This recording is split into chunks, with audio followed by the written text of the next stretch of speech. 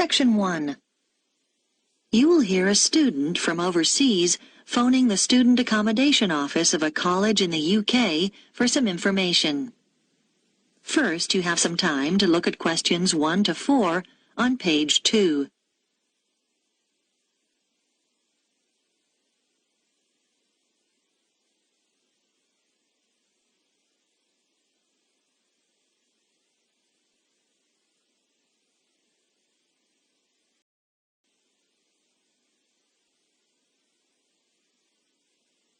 You will see that there is an example that has been done for you. On this occasion only, the conversation relating to this will be played first. College Accommodation Bureau, Darren speaking. How may I help you? Oh, good morning. I'm starting at the college in September and I need to find some accommodation. Right. Well, there are various options. The first one is to stay in college accommodation. That'd be a single room. The first type of accommodation is a single room in the college, so single room has been written in the space. Now we shall begin. You should answer the questions as you listen, because you will not hear the recording a second time. Listen carefully and answer questions 1 to 4.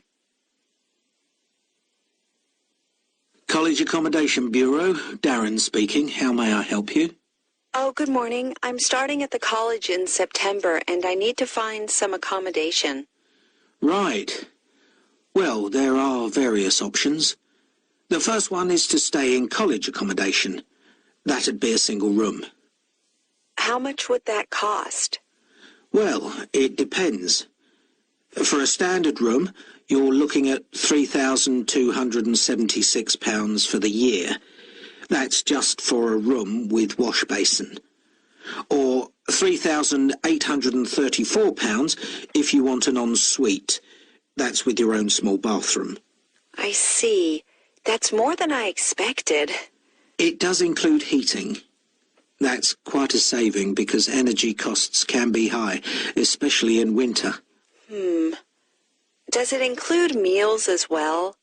No. All our rooms are self-catering now. There's a shared kitchen on each corridor where you can cook if you want to, or there are plenty of places to eat out on campus. Okay, and you said that's the price for the whole year? Well, you pay annually, but actually it's for 36 weeks. It doesn't include holidays. You have to vacate the room then.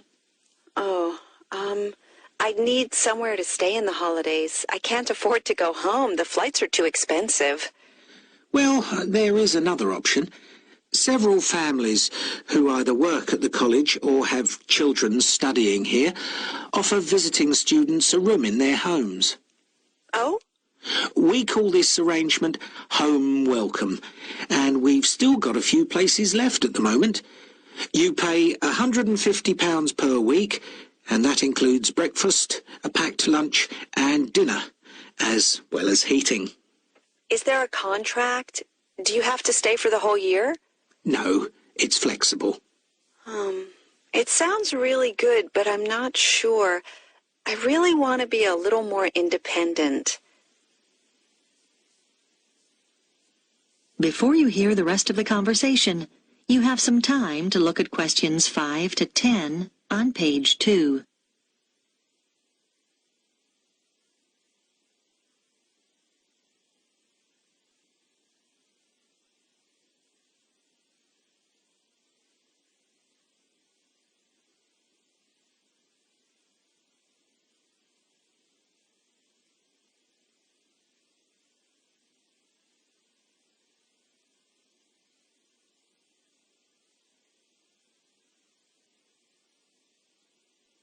Now listen and answer questions 5 to 10. What about finding somewhere to live off campus? Yes, you can rent a property in town privately. You might want to rent a room in a shared house. You'd have a room of your own and share the kitchen and bathroom with other students. What about if I don't want to share? You can get what we call a studio. They're often quite small, but they'll have everything you need. Right. How much would those two options cost? Well, prices vary depending on which part of town the property's in. Generally speaking, the cheapest is around £275 a month for each student. Oh, that's not too bad. Yes, but it can also be as high as £490, and then you'll have to pay all your other bills.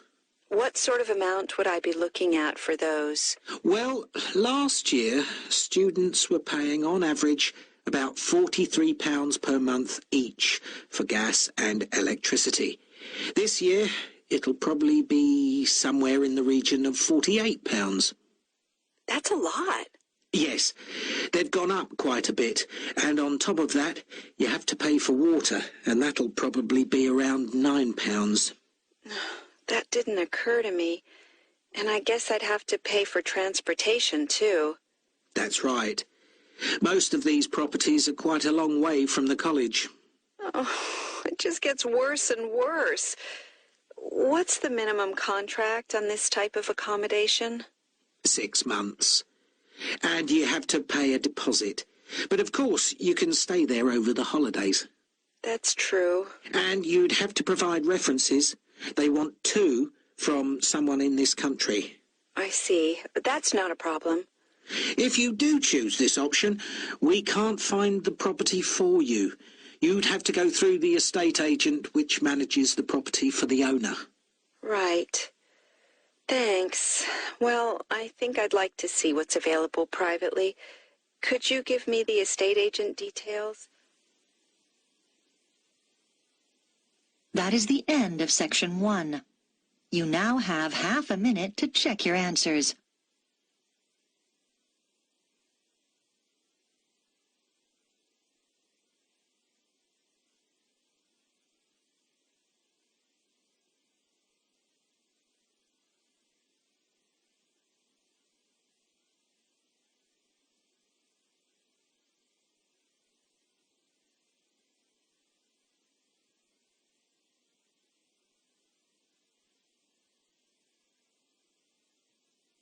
Now turn to section 2 on page 3.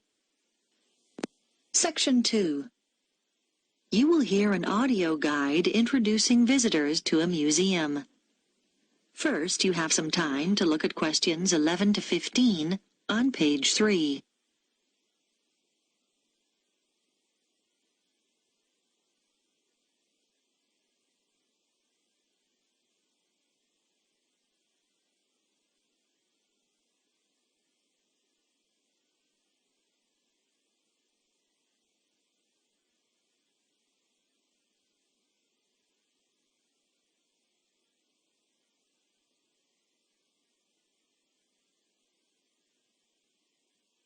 Now listen carefully and answer questions 11 to 15.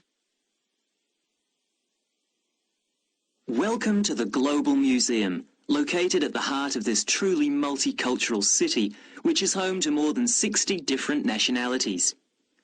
The museum has a number of exciting displays and exhibitions, and this audio guide is designed to help you make the most of your visit. Altogether, the museum has 18 different galleries, and this season sees the opening of 3 new exhibitions. We recommend that you begin your tour by visiting this season's highlights. The Heritage Clothes exhibition is located in Gallery 5 of the museum. People who live in the area have spent 2 years preparing this exhibition, which brings together some of the fascinating garments traditionally worn in their own communities. They researched the history of their community's clothing traditions and the customs and rituals associated with them. Altogether, 16 countries are represented, from Ghana to Korea, from Turkey to Nepal.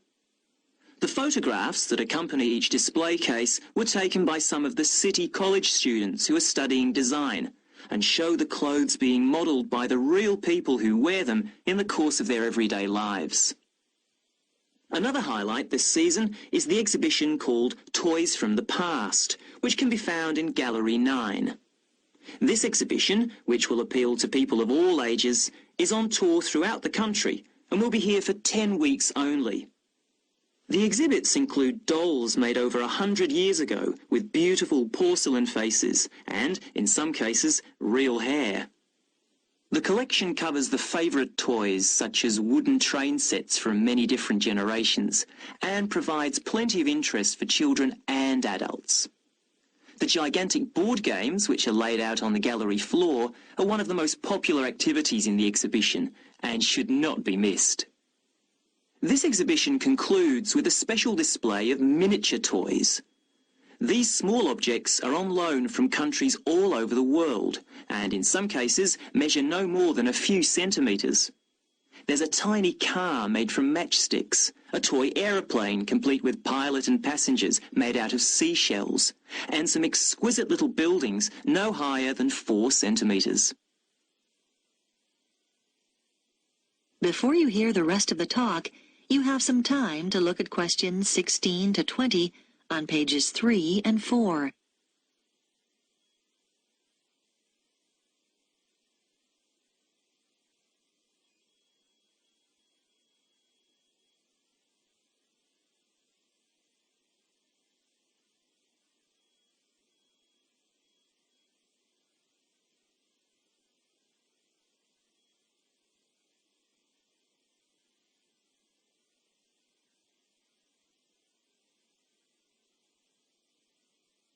Now listen and answer questions 16 to 20. The final gallery highlight of the season is the Biscuit Gallery at number 15. Many years ago, this city was famous for its biscuits, although today the factory no longer exists.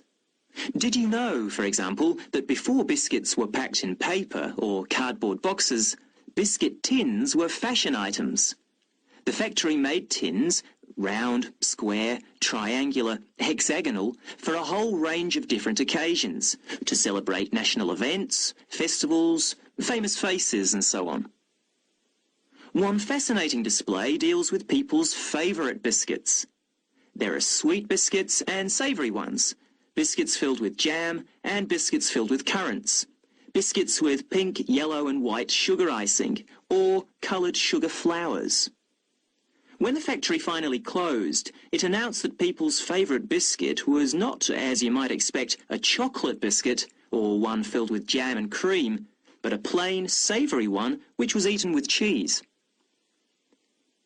When you get to the end of the exhibition, there's an entertaining hands-on activity to fill your own biscuit tin. All the biscuits ever produced by the company are piled up on a table along with various tins.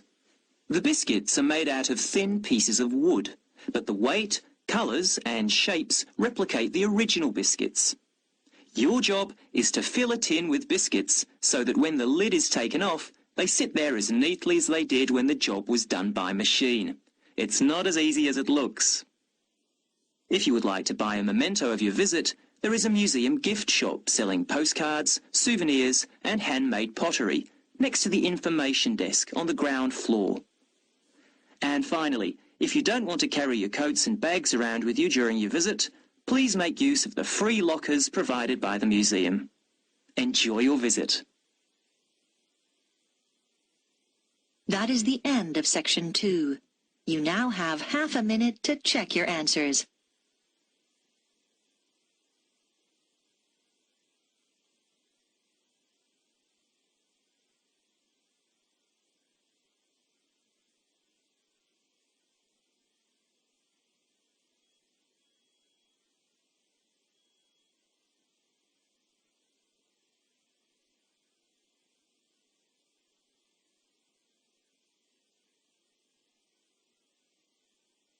Now turn to section 3 on page 5. Section 3. You will hear a discussion between a student called Helen and her tutor about an assignment that Helen is working on. First, you have some time to look at questions 21 to 24 on page 5.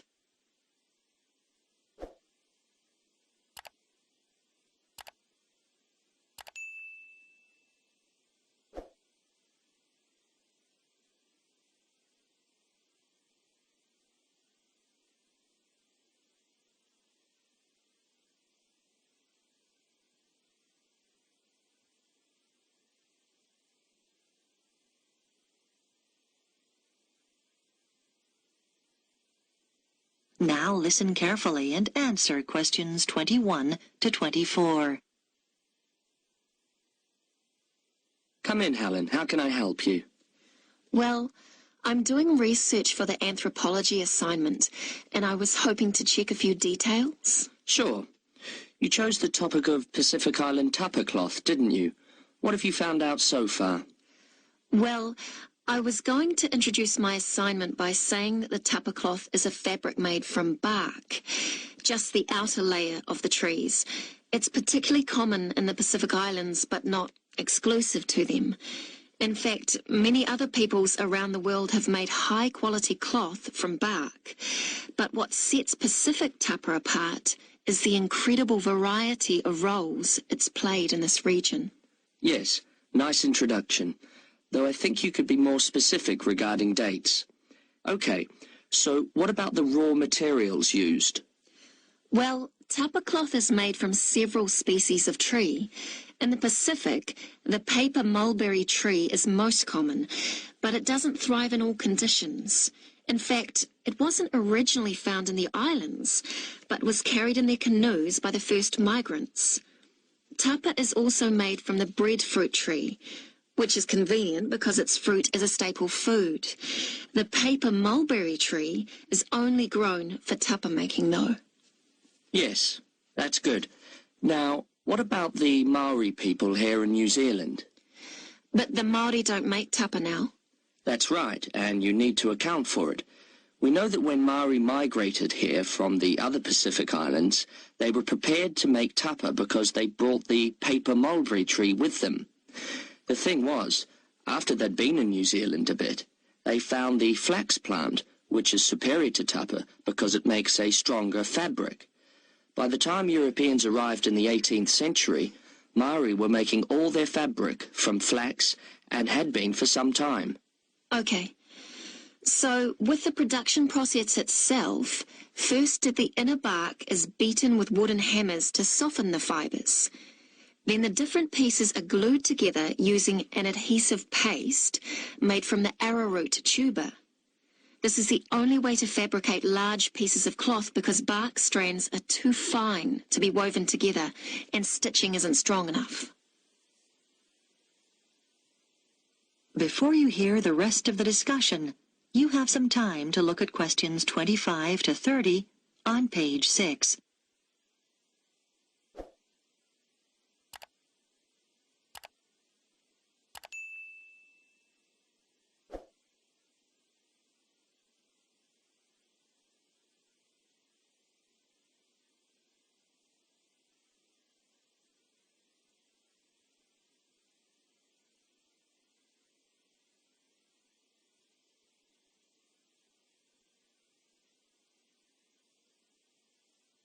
Now listen and answer questions 25 to 30.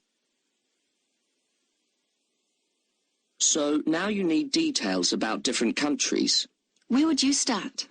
I think Samoa is the obvious place. It's famous for its very fine cloth called siapo, which is hand-painted with representations of the ancestors. Still today, at the most profound events in life, such as births, funerals, weddings, and the investiture of chiefs, Samoans wear siapo robes to add significance and meaning to the ceremony. Okay, then I could talk about Tonga. It seems to me that the great innovation in Tonga has been developing a simple, coarse cloth which is quick and easy to make. This is suitable for all sorts of everyday functions around the house like bed covers, mosquito nets and curtains. Good point. Now, what about Cook Islands tapa? Well, the soil there is poor quality, so the breadfruit tree is often used. One type of thick cloth called tikoru was wrapped around the poles and used to mark the entrances to places of worship, so it was highly regarded in local culture. You might mention Fiji as well, which is interesting because tapa was actually used as a currency there. Fijians used to sail between the islands and exchange tapa for other commodities like canoes or pigs. I know that in Tahiti the tapa cloth is different because the patterns are in colour, which is considered more valuable than the usual brown patterns. You're right about the Tahitians using coloured pigments, but they aren't more valuable. The colours are only a decoration. People enjoy wearing bright robes, especially for dancing and competitive games, and do it just for fun. Oh, I'll make a note of that. Well, the last place I was going to mention was Tikopia. Even today, it's commonplace to see people wearing clothes made of tapa cloth. In many of the other islands, the tapa only comes out on special occasions. But here, you see people working in the gardens wearing tapa. Sounds promising, Helen. I'll look forward to reading your assignment. That is the end of Section 3. You now have half a minute to check your answers.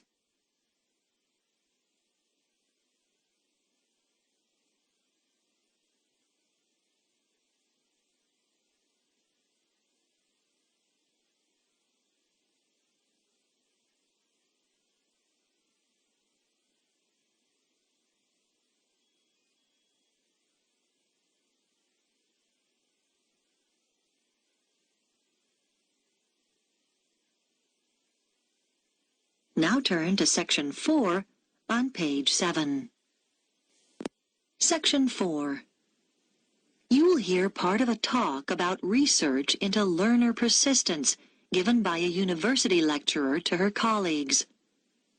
First, you have some time to look at questions 31 to 40 on pages 7 and 8.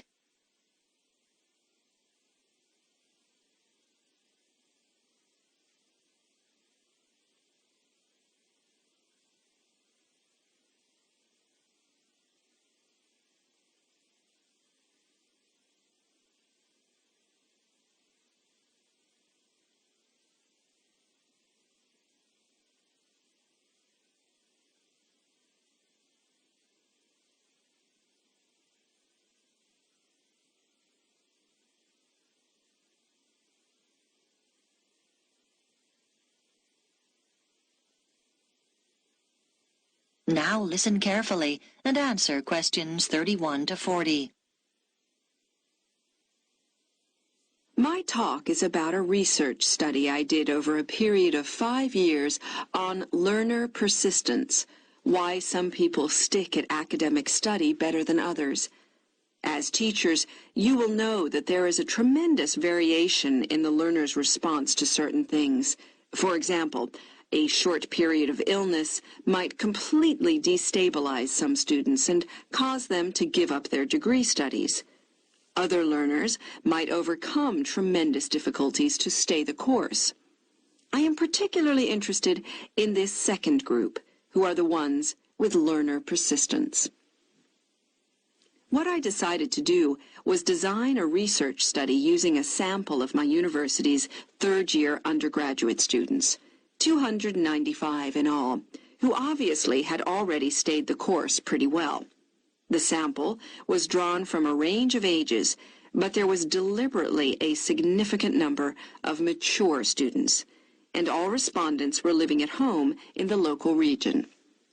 I wanted to have this element of consistency, not having some coming from outside the area and living in university accommodation.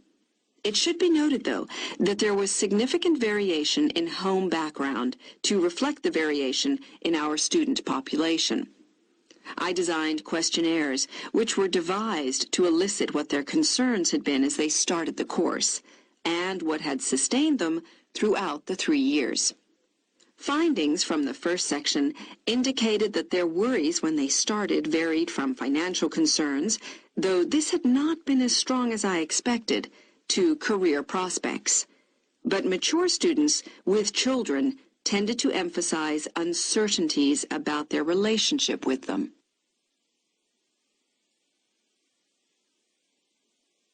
The second section of my questionnaire looked at learner persistence under 3 main headings: social and environmental factors, other factors, and intrinsic or personal characteristics. I identified 3 levels of importance for each of these. At the first level, those points identified by participants as most important in learner persistence. For social factors, many respondents said how crucial it had been to have good support, though there was no one specific source. It could be family or friends. As regards other factors, students are heartened not so much by high grades, but by what they regard as success in study. And for personal characteristics, many respondents reported that they took pleasure in challenge and that this was regarded as very significant. At the second level of importance, in the first category, a sizable percentage talked about the fact that they had enjoyed themselves in school as an important social factor. In the second column, other factors, a number of people said that what was of most importance was decent health. This had a fairly strong influence on their persistence in their studies. And then, under the heading of personal characteristics, there were quite a large percentage of respondents who mentioned they felt it was important to have lots of interests in their everyday lives. This gave them a depth and sense of perspective, which less persistent learners might lack. And then, on to the third level. Under social factors, several respondents talked about good relationships with their tutors. For other factors, they mentioned lack or absence of any problems in their families. And finally, under column 3, they identified an ability to juggle several roles, what we might call their capacity for multitasking. Now, these findings obviously helped inform the design of activities, as I mentioned. But in addition, a number of further recommendations emerged. Firstly, I propose that the department distributes questionnaires to first-year students to help get an idea of their maturity when starting the course. This is really our overriding concern. Secondly, I recommend we look into ways of offering induction courses for some selected students to allow them to take on the role of advisors. We think they are the best people to act in that role. This policy will make support much more accessible to our students.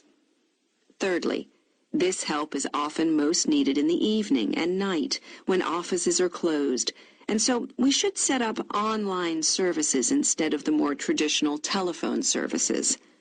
Research has shown that these services are actually more accessible to the majority of students. And finally, it is often important to be proactive. If students are not meeting deadlines, then someone should contact them rather than wait for them to come to us. Now, are there any questions about the points? That is the end of section 4. You now have half a minute to check your answers.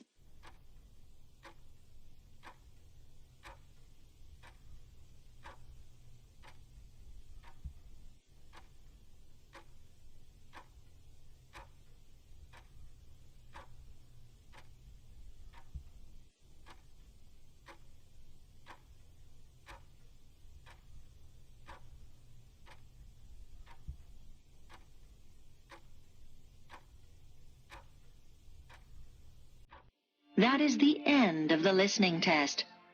You now have 10 minutes to transfer your answers to the listening answer sheet.